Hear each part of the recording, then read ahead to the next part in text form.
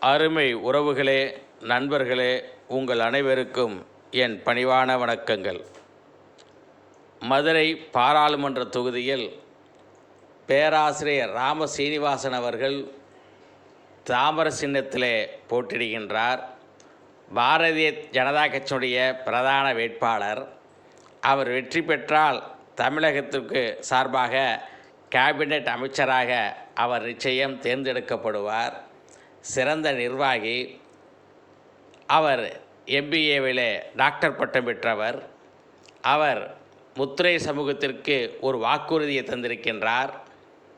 பேரரசர் பெரும்படுகு முத்திரை சூரன்மாருடைய தபால் தலையை விரைந்து வெளியிடுவதற்கு அவர் முயற்சி செய்வதாக வாக்கு தந்திருக்கின்றார்.